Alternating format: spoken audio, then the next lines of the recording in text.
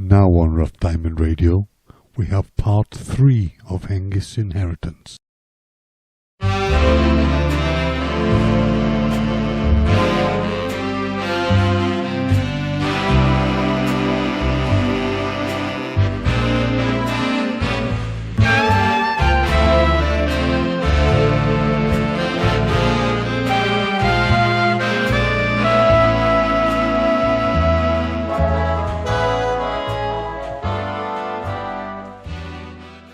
Chapter 11. After her husband had left, Harriet cleaned away the plates, brewed a fresh pot of tea, and sat down at the kitchen table. It was then she noticed Hengist had left his bag behind. Picking it up to hang on the coat hook, the book Mark had given Hengist slid out onto the floor. She picked it up. Taking the book back to the table, she started to read. 20 minutes later, the pot of tea was still untouched and cold, unlike Harriet, who was flushed and slightly sweating and sporting an excited grin. Harriet thought over what she'd just been reading. It had certainly opened her mind to a few things, giving her the feeling that her legs may soon follow. Closing the book and taking a deep breath, she had made her decision. Taking off her apron, Harriet put on her coat, locked the front door, and went to see her friend Rosie. Rosie Haylimp was one of Hengist's oldest and dearest friends. They had first met in primary school at the ripe age of 8, and been in the same classes all through the rest of their schooling. During that time, they had been through several scrapes together. Their friendship had, for some reason, endured the years where others had withered on the vine. It was then surprisingly that growing up close as they did, sexual attraction had been about the only feeling or emotion they had not at some time shared together over the years. It was therefore not surprising that Harriet, during the earlier part of her courtship with Hengist, was a little put out on seeing how at ease Rosie and Hengist were in each other's company. But it soon became clear that losing a boyfriend was not going to happen. However, gaining a good friend was. Harriet then warmed to Rosie quickly, so much so that Harriet had asked Rosie to be the maid of honor at Hengist and Harriet's wedding. Rosie had over the years more than her share of suitors, to say nothing of bedmates, but none as yet had stayed the course. This was in no small part down to her somewhat formidable strength of character, coupled with her physical attributes which were formidable. All this made Rosie Haylimp a force to be reckoned with. Rosie had often said in close company that her unmarried status was not due to a lack of people proposing to her, but from her inability in keeping them drunk until the ceremony was over. Harriet asked Rosie once what she looked for in a partner, and got the answer. "Well, my sweet, they must be male and have a pulse, then they're in with a chance with me." When Harriet relayed this conversation back to Hengist, he smiled. He believed the pulse bit, but he thought the having to be a male may be stretching a point. Without doubt Rosie enjoyed the company of the male of the species, but Hengist had long thought that Rosie might not be too bothered and may well bat for both sides, so to speak, but thought it wise to say nothing. Rosie's mother died when Rosie was 12 years old. The old woman had predicted her own death. She had maintained several times a day, to anybody that would listen, that she would without doubt die before her time, due to having such a waster of a husband. And up to a point she was proved right. Because, if she hadn't been so intent on telling her neighbor her latest gripe about said husband, she might have heard the 20-ton lorry that while traveling down Great Hill, had first lost its brakes, then lost control, and then demolished the back wall, before continuing and doing much the same to the two women who were gossiping on the other side of the garden wall. Rosie was to say later, it's the way her mum would have liked to have gone. Having a good natter, and moaning about Dad. Rosie also pointed out it was nice that the lorry also killed her neighbor, Mrs. Atkins, as she'd have someone to chat to while waiting for the pearly gates to open. The death of her mother and the inability of her father to cope with the stress of running a home and bringing up a 12-year-old daughter, found both the father and Rosie moving in with Rosie's maternal grandmother. Not the most suitable of arrangements. But they had a roof over their head, and the old lady and her father didn't argue too much. Although when the old lady tore her father off a strip for staying out late, or being slow with the housekeeping, it was easy to see where Rosie's mother had got her attitude from. Rosie's father, as it turned out, didn't have to suffer too long the scolding tongue of the old girl, as she too soon passed away. A worker to the end, she was found slumped over the kitchen table. The jam she was to enter in the village fete later that week before her. Rosie, who was now 16, when asked how the old lady passed away, said that she had been preparing her jam for the competition at the village fete. However, Rosie considered it best to omit that these preparations consisted of filling her own jars with Robinson's Deluxe Raspberry Preserve and sticking her own labels on. This further bereavement for Rosie was cushioned by the old lady leaving Rosie as the sole beneficiary in her will. This consisted of a modest amount of money and a large house in a not unpleasant part of the town. During the reading of her grandmother's will, Rosie's father smiled beatifically through his now perpetual drunken haze. The smile, however, was wiped off his face with what appeared to be a very rough cloth, on hearing the added conditions to the will. The old lady had stipulated that, to stop my wastrel of a son-in-law benefiting in any way from my granddaughter's bequeathment, the house is to be rented out, and the profit placed with the other monies in trust for her until the age of 18, with exception of a small allowance of £5 per month. And it worked. As Rosie's father struggled to keep himself out of any meaningful contact with reality, with the help of any form of alcoholic beverage he could get his hands on, Rosie's money grew and grew to a nice sum. Along with the house and money, Rosie seemed to have also inherited her grandmother's acute shrewdness, which had come in handy on several occasions. The problem of her father sponging off her until the end of his days was conveniently solved for her anyway, when her father also passed away. Passed away gives the impression he gently passed over to the next life, whereas he in reality passed at a most shocking speed, by mistaking the explosive store for the canteen at the quarry where he worked. The depth of his intoxication must have been immense, as the real canteen was half a mile away, not painted red, not liberally adored with danger signs, and although sparsely furnished, did not use boxes marked TNT for seats. It was assumed that on entering the storeroom, he knocked out his pipe on the first box, as he always did on the dustbin just inside the canteen door. The following explosion could be heard up to 3 miles away. Rosie took the news very well, and after the shock wore off, which took about 45 seconds, she told people who had come to comfort her.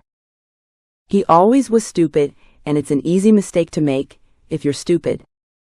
Due to the fact that Rosie's dad was standing among 20-odd tons of TNT when he started his impromptu gunpowder plot, there was not a lot left of him hanging around to be picked up for the funeral. Rosie's enhanced her hard-faced front by informing the assembled crowd during her father's burial. If they hadn't found his bottom plate and truss, I could have said it wasn't him and saved the expense of the coffin. This seemingly callous statement was not indicative of her nature at all. She was kind and helpful. It was said she'd do anything for anyone.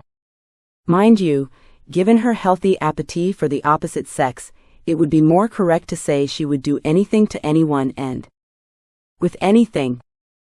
And it was Rosie Halimp's path that Harriet walked down that crisp September afternoon. Walking up to the door, Harriet knocked. After a short while, Rosie opened the door, and seeing Harriet, smiled. "Hello, Harriet. Lovely to see you. Come in, my sweet."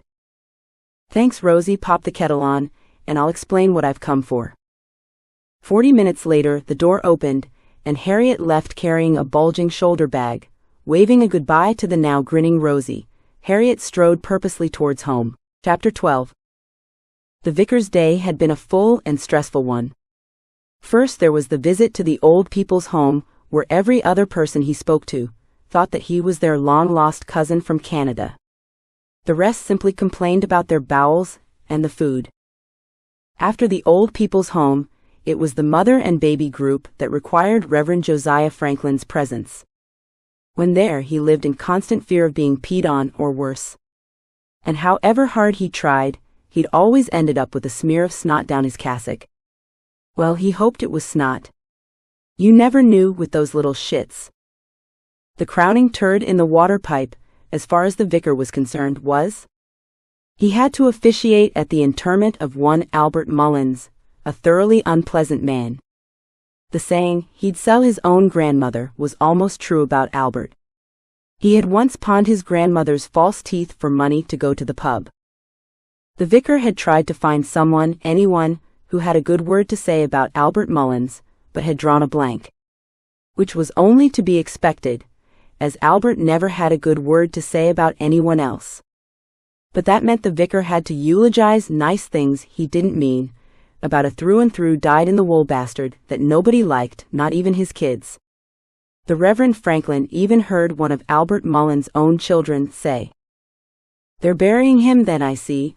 I'm surprised, him being so crooked I thought they'd just screw him into the ground." The vicar, returning home, closed the door behind himself and let out a deep sigh. Leaning back against the door, he looked up to the heavens and muttered to himself, "I know, Lord, you instruct us in Ephesians chapter 4 verse 32. To be kind to each other, tender-hearted, and forgiving of one another, just as God through Christ has forgiven you. But Lord, I can't help thinking you've never had to deal with the fucking halfwits I do every day." The Reverend Franklin sighed again. He consoled himself that he had only one more visit that day. That being to the new couple in Kettle Terrace, about the letter he'd received. He'd have a cup of tea, then pop around to see them, then home, close the door, pour a whiskey and soda, then listen to the J.B. Priestley play on the radio. "A cup of tea, if you please, Mrs. White," he called out. "I'll be in the drawing room."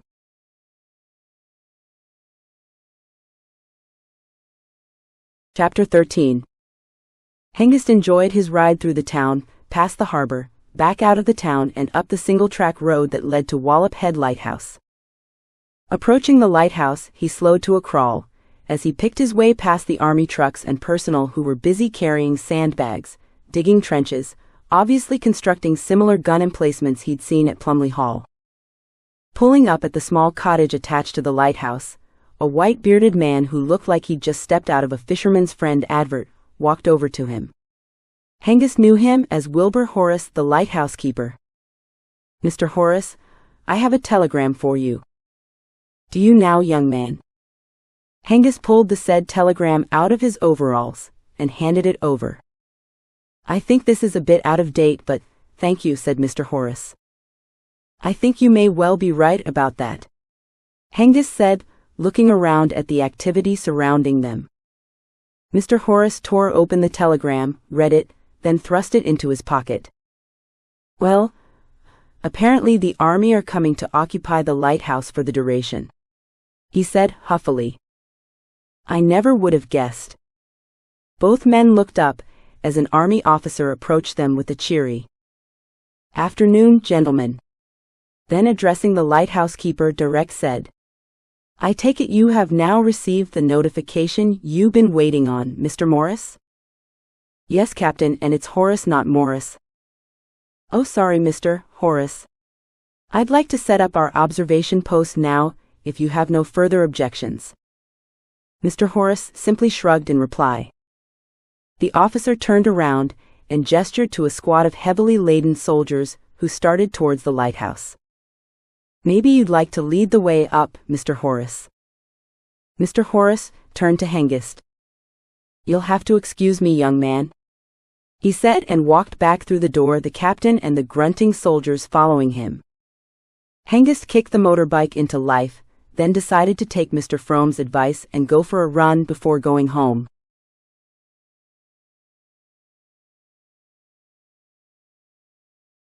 Chapter 14. Harriet laid out the clothes she had borrowed from Rosie onto the bed and smiled to herself.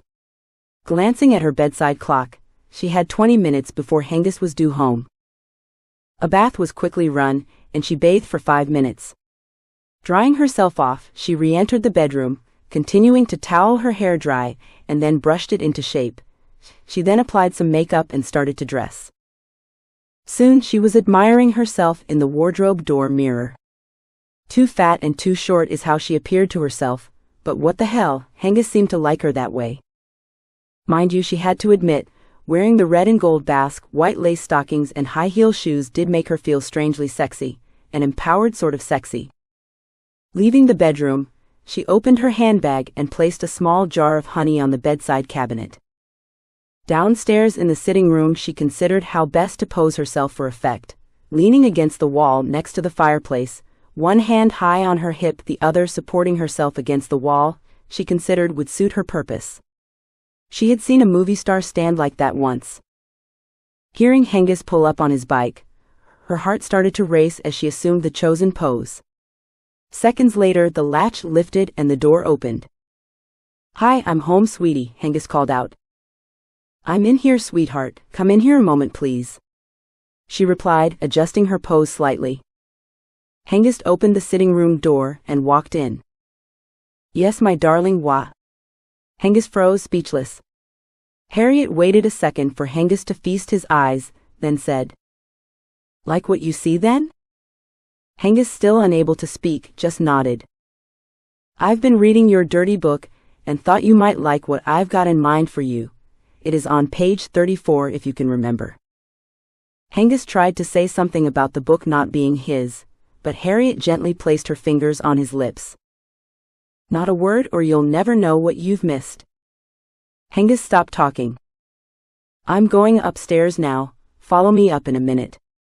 Stopping at the bottom of the stairs, she looked back over her shoulder at her stunned husband. Giving him a wink, she said, "Don't be late now, will you?" Then wiggled the way up the stairs.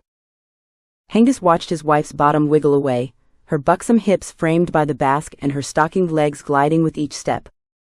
The next minute seemed to last a lifetime. But 61 seconds later, they both stood facing each other in the bedroom. Harriet again motioned that Hengist make no sound, by placing her index finger to her lips and making a shish sound. It was the only noise to be heard in the room. She pushed Hengist slowly back onto the bed, and slowly started to undress him. It came as no surprise to her that he didn't put up a fight. Within 2 minutes, he was stark naked, full of expectations, and looking like some pornographic sundial. It was Harriet's next move that pushed Hengist's heart rate to the critical level. She took 5 silk scarves from her wardrobe and proceeded to tie Hengist's arms and legs to the 4 corners of their bed. The last one she uses to gag the now goggle-eyed husband. Throughout all this, Hengist had kept his vow of silence. But to be fair to the trussed-up gasfitter, speech was superfluous. He had bloody hell written all over his face. When she'd completed tying her husband to the bed, Harriet opened the small jar of honey that she'd placed on the bedside cabinet earlier. She then proceeded to slowly drizzle the smallest of strands of honey over Hengist's lips, continuing down his neck, chest, stomach. It was only then Hengist realized where the trail of honey was going to end. Letting out a low groan, he lowered his head back onto the pillow. He wasn't mistaken. Harriet continued down his stomach, then over and all around his erect penis. Resealing the jar and placing it aside. She then, starting with his lips, kissed and licked all the honey up. Soon she was past his neck, and making great progress across his stomach. It was just as Hengist thought. "Oh my God, here we go." There came a loud knock at the front door. They both froze, but it was Harriet in her newfound empowered role who recovered first.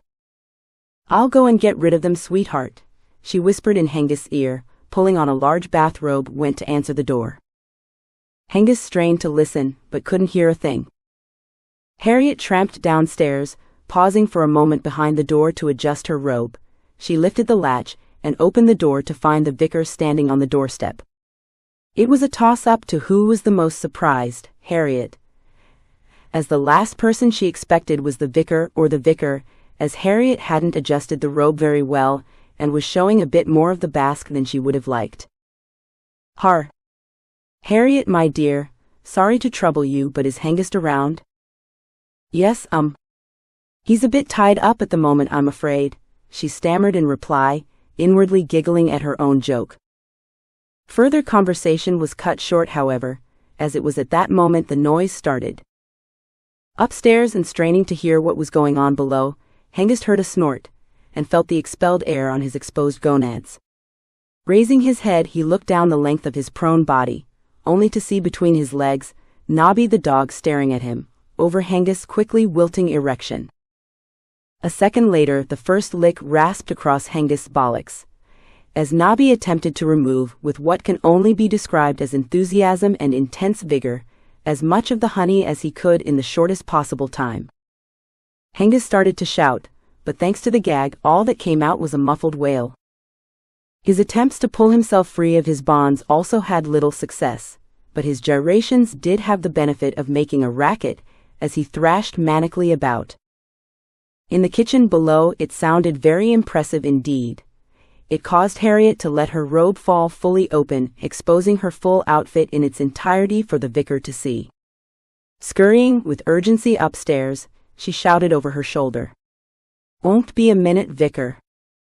The noise had settled down quickly after Harriet returned upstairs, but the vicar shuffled uncomfortably in the kitchen as he waited for her to return.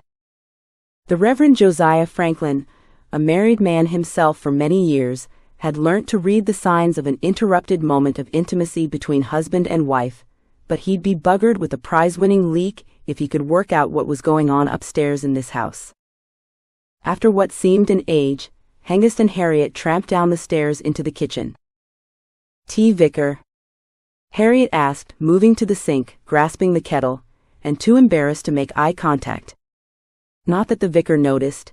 He was looking at Hengist, who was disheveled, flushed with color, and had a strange demonic look in his eye. The vicar, having met Hengist several times in the past, had always considered him a kindly soul, but his current appearance, and the fact he even directed a crafty kick at his dog as it passed, contradicted this. Maybe, the vicar thought, he would have to reevaluate his opinion of this man. "Tea, vicar?" Harriet tried again, and this time the words permeated through. Tea? "Oh no thank you, Harriet my dear, I just need a quick word with Hengist." Hengist looked at the vicar expectantly. On recollecting the reason for his visit, the vicar seemed to regain some poise. "Harriet, maybe I will have that tea if you don't mind," he said. "3 teas coming up," Harriet replied, and started to get the cups out of a cupboard, glad for something to do. Pointing to the kitchen chairs, the vicar asked, "Hengist, may I sit down?" It was Hengist's turn to gather himself together. "Of course, vicar, please do," Hengist said, taking a seat at the kitchen table himself. The vicar shuffled about in his chair a bit, then started. "Now, Hengist? This is strange. It has come into my possession, or should I say, I've been sent a letter." Harriet turned to look at the two of them at the table. She sensed trouble, and this was no simple collection for the jumble sale. The vicar bumbled on. Yes, a letter. It requested me to deliver this." He took an envelope from his inside coat pocket and placed it on the table between them. Hengist picked it up and turned it over. There was nothing written on either side of the envelope. Hengist placed it back on the table. "How do you know it's for me, vicar?" "It's not addressed to me," asked Hengist. The vicar nodded in an understanding manner. Yes, my boy, I understand your confusion.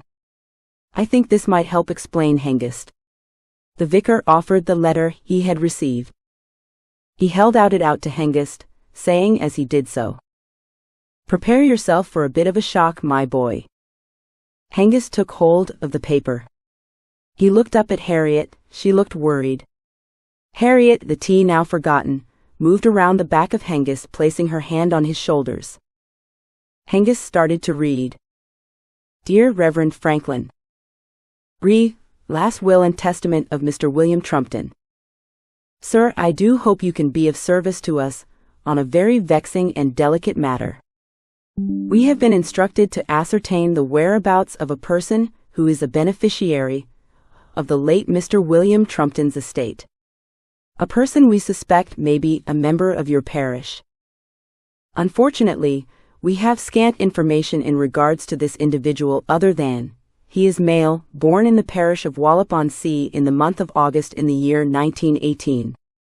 His mother being one Mavis Grump, and it is also possible his name is Hengist, although this is by no means certain.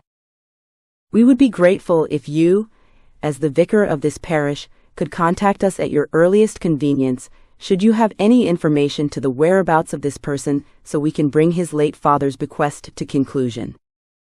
In the desirable event you personally know this gentleman, we have for convenience enclosed an envelope containing all the relevant requirements for identification and our contact details. Our thanks for your help in this matter. Yours sincerely, Mr. W. T. Shelby, Smithfields and Company Solicitors, 14 The High Street, Auckland Steeple, Kent. Hengist didn't say a word while reading the letter. He just sat there, his mind in a whirl. The words, his father's bequest, had hit home like a freight train. What is it, my love? Harriet couldn't contain herself anymore. Hengist pulled himself together. It's about my father's will, he said, handing her the sheet of paper to read. He then reached out to retrieve the blank envelope on the table. As he did so, the vicar placed his hand on top of Hengist's outstretched hand and said, You've had a bit of a shock. Maybe give it a while before you open this, my boy. Hengist thought a while, then nodded, withdrawing his empty hand. Bloody hell. Harriet had just finished the letter. Then looking up she added, Sorry, vicar. That's okay, my dear. It must be a shock to you both, the vicar said. Standing up, placing his chair back under the table, he added, I'll leave you now. I'm sure you two would rather be alone together at this moment, but should you feel the need to talk, you know where I am, my boy. Just call in any time at all. Then the Reverend Franklin stood up, and with a light pat on Hengist's shoulder and a God bless you both, he was out of the door and gone. As he reached the gate he stopped, looking back at the house. Was that dog really smiling at him as he left? They sat in silence for a while. As normal, it was Harriet who broke it. Why don't we have that cup of tea, then you can decide what to do, my sweet. She knew Hengist could at times be headstrong and volatile, and there could well be trouble here, she felt. Hengist considered this in silence, crossing his legs. He could feel the remainder of the honey sticky in his crutch. He stared out the window, then picked up the blank envelope and tore it open, and again started to read.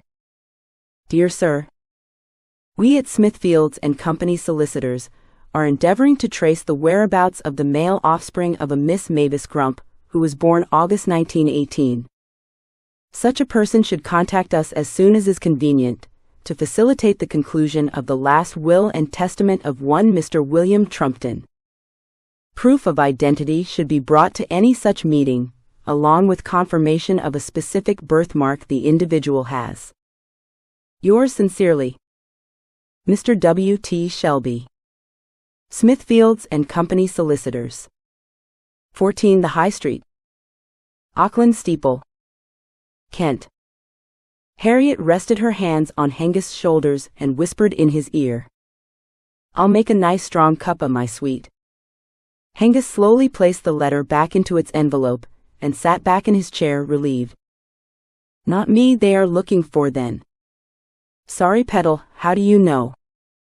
I don't have a birthmark, do I? Sorry?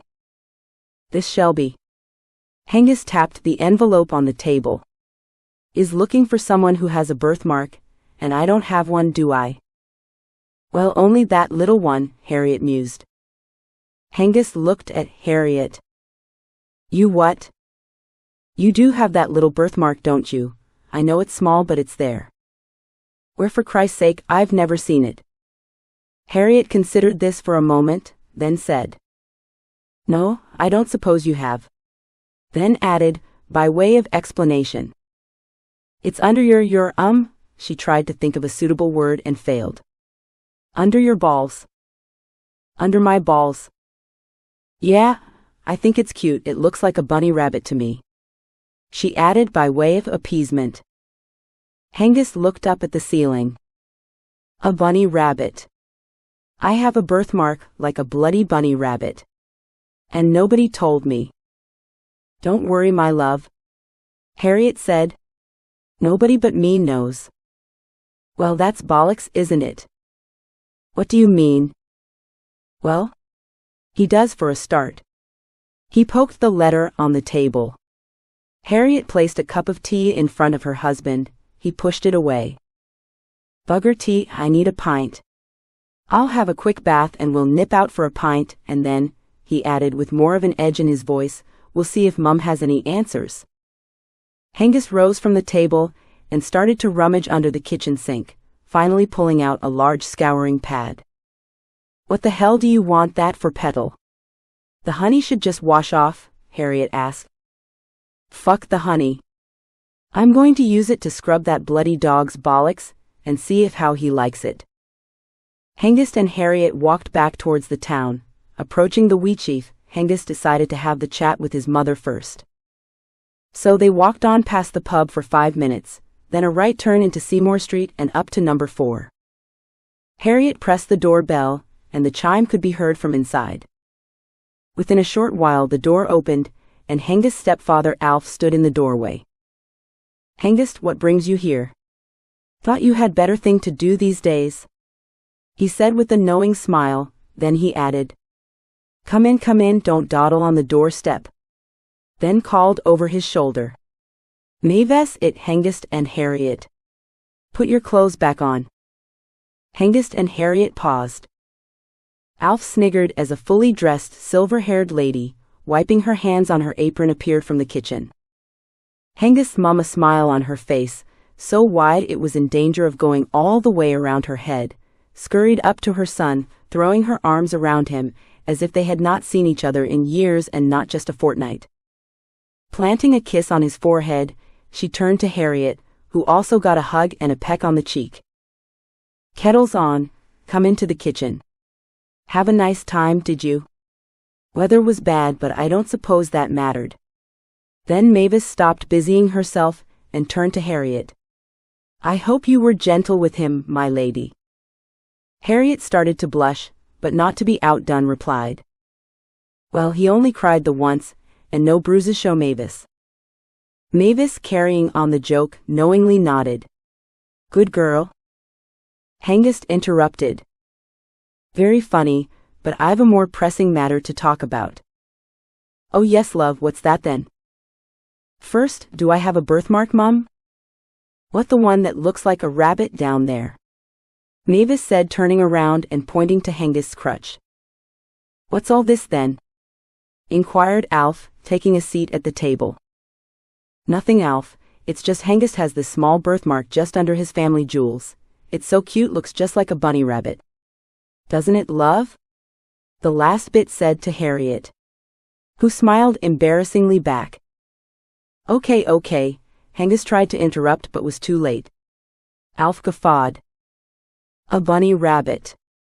He chuckled, maybe we'll call you Warren from now on. Harriet couldn't help herself. Warren? Rabbit Warren, get it? Harriet stifled a giggle. Hengist looked away from Alf to see Harriet and his mum, both giggling together, with their hand at the side of their head imitating rabbit ears. Okay, enough of this glee club.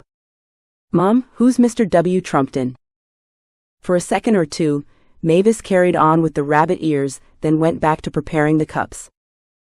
Harriet took the cup out of her mother-in-law's hand and guided her to a chair. I'll do the tea, Mavis, you have a chat, Harriet said. Alf just looked perplexed. Hengist unfolded the letter and handed it over to his mother without a word. Mavis read it in silence. When she'd finished, she handed it to Alf to read. Well? What about it, love? She asked. What do you mean, well? What do you know about it? Nothing. What do you know about this Mr. W. Trumpton? Mavis just hung her head. Mum? Hengist pleaded. Yes, I knew him years ago, just leave it at that, shall we? Leave it at that, you're joking. Alf came to his wife's rescue. Handing the letter back to Hengist, he said, Hengist, this is very difficult for your mother. And how I see it is, this Trumpton geezer as something he wants to give you. Why don't you go and see what it is, then we'll talk? Yes? Hengist didn't like it, he didn't like it at all, but he reluctantly nodded his agreement. Okay, but we need to talk soon, Mum. Hengist said. He then kissed his mum's cheek and left the house, Harriet trailing behind him. As the door closed behind them, Mavis looked up from the table. What in God's name do I do now, Alf? I thought you said this Bill Trumpton died years ago, Mav. I thought he had. Mavis, it's been too long coming, the boy needs to know the truth, you know he does. But her voice faded off. As always, my sweet, it's your decision, but I think the time has come. Mavis just nodded her head. Hengist and Harriet started home, as the last bit of daylight faded. Bloody hell, it's getting dark again, Harriet said. It happens every night, my sweet. Yeah, smartass. But now there are no street lights, are there, and it cost me a pair of tights last night. Fancy a pint then? I took that as read. I mean, you walk past the Wheatie twice in 1 hour, never. What going to do about this letter then? I'm going to call them first thing and see what's what. Yes, I suppose that's best. 5 minutes later, they were seated at a table in the Wheatsheaf, a pint and glass of port in hand. After a couple of pints, a thought passed through Hengist's mind. Your outfit was nice this evening, sweet pea. Harriet looked down at her dress. You've seen me in this load of times? No, what you were wearing when I got home from work. Oh, like that did you, she said, raising her eyebrows. Well, I was wondering, one more pint and we'll go home and you can put it back on and I know exactly what you do. Randy sawed. Drinks finished and the journey through the blackout completed, this time without incident, and they were back home. I'll go and change, follow me up in a while, my sweet. Nothing is more certain, my sweet, said Hengist, then remembering his experience earlier that day, asked, Where's that bloody dog? Oh, he's in the sitting room on his bed, let him out to do his business, will you? As Harriet had said, Nobby was laying fast asleep on an old blanket. Hengist opened the door to the garden. Nobby didn't move. Hengist lightly kicked the dog's rump. Nobby opened one eye, then seeing the open door got the message, and trotted outside. Hengist left the door open and made his way upstairs. And there Harriet was, looking stunning. Hengist's arousal went from 0 to 60 in 10 seconds. Hengist stripped off and joined Harriet on the bed. They cuddled a while, then they heard a distant wail that got louder and louder. What's that? Harriet said, a hint of panic in her voice. Hengist listened to the noise. Oh no. Bloody hell, it's the air raid warning. My God. Harriet jumped up, wrapped her nightcoat around her buxom form and the finery she was wearing, and started downstairs. Quick, under the stairs. Under the bloody stairs. Okay. They both clattered down the stairs and bundled themselves into the understairs space. As they sat there, after a while, the siren stopped. It stopped, the siren stopped. Harriet made to get up. No. We have to wait for the all clear. Then came a scratching at the door. What's that? Harriet squealed. It's that bloody dog. Let him in, the poor soul. For fuck's sake. Hengist opened the door and Nobby shot in on top of them, with muddy and damp paws. Christ, it can't get any worse, said Hengist. Then, as if to prove Hengist wrong, Nobby farted. Jesus H. Christ, what has that dog been eating? I'm going to be sick, Harriet gagged. Hengist opened the door slightly for some air.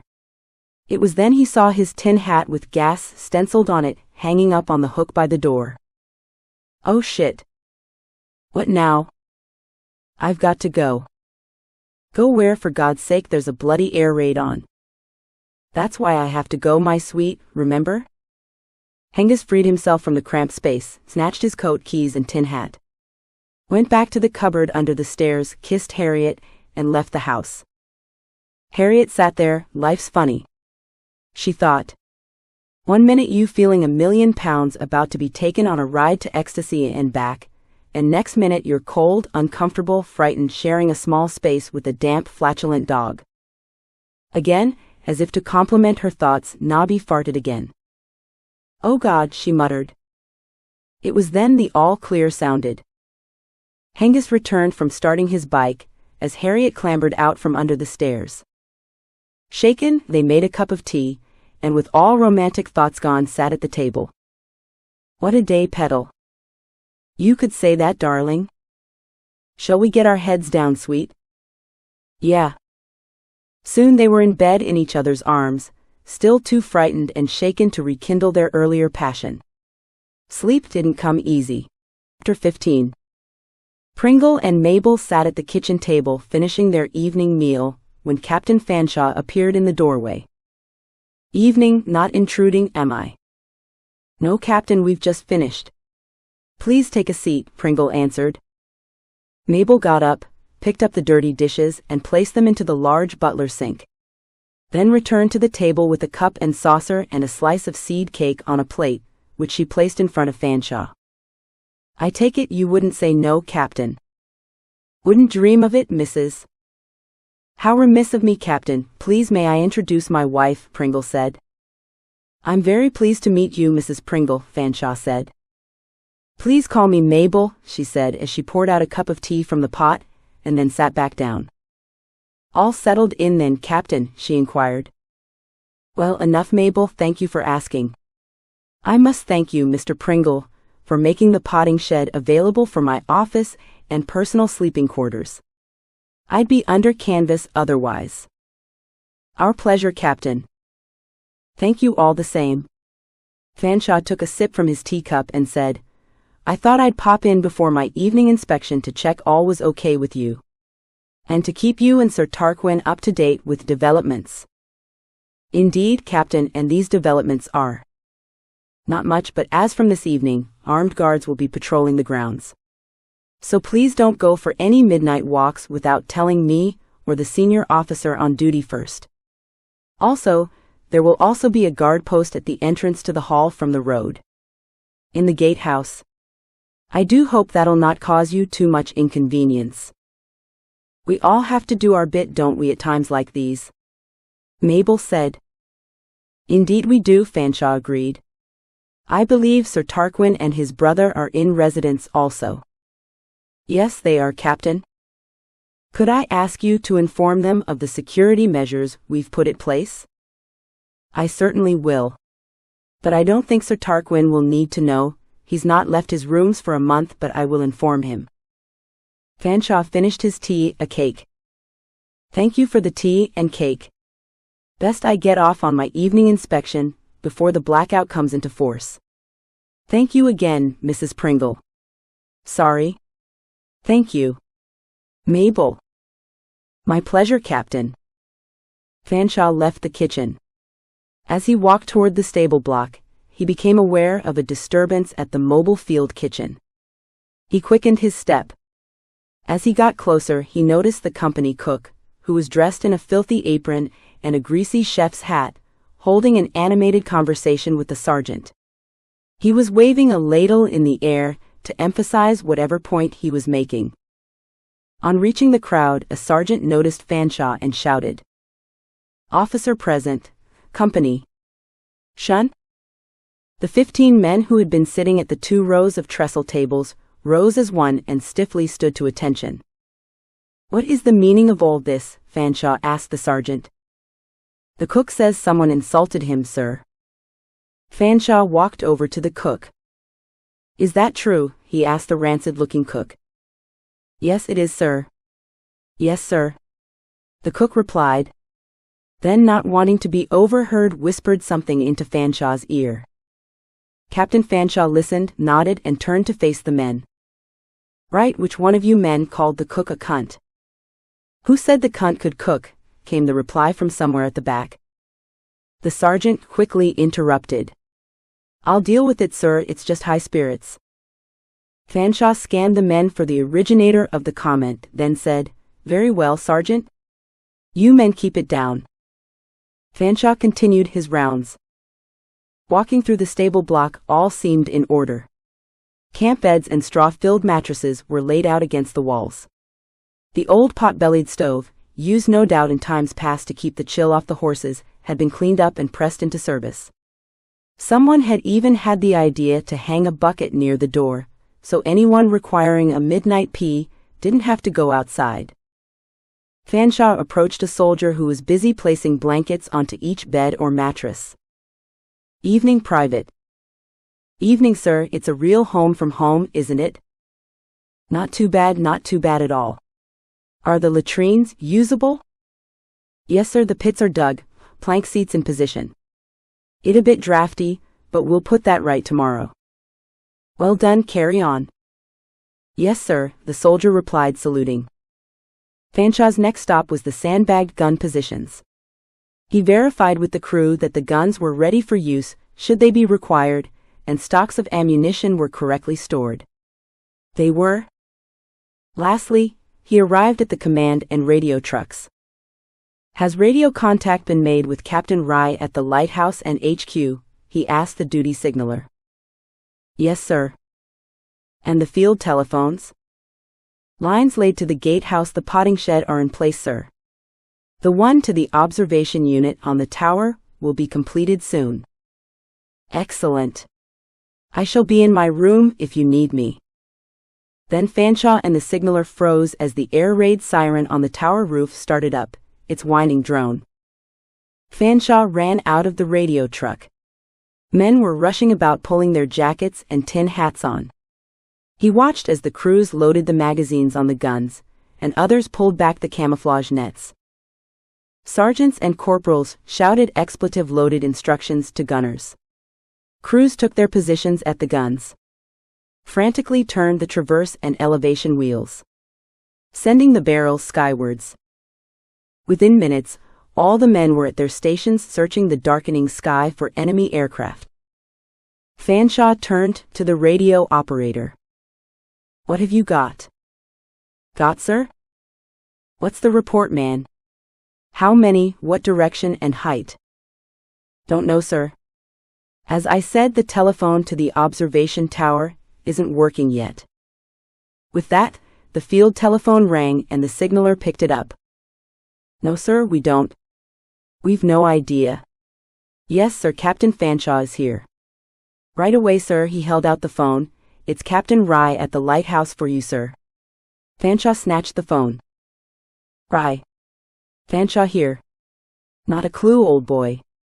"You?"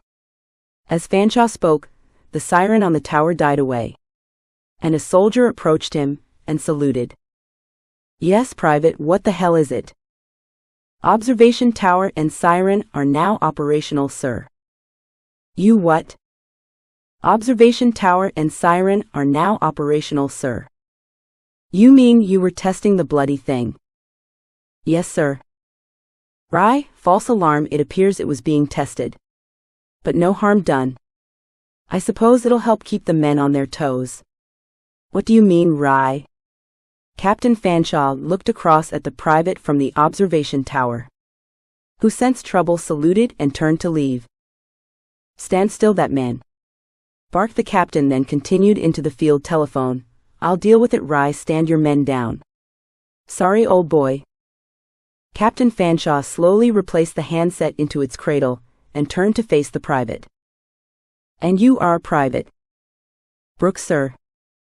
"And I'll take it you, Private Brooks, are in charge of the observation tower siren, and therefore ordered the test?"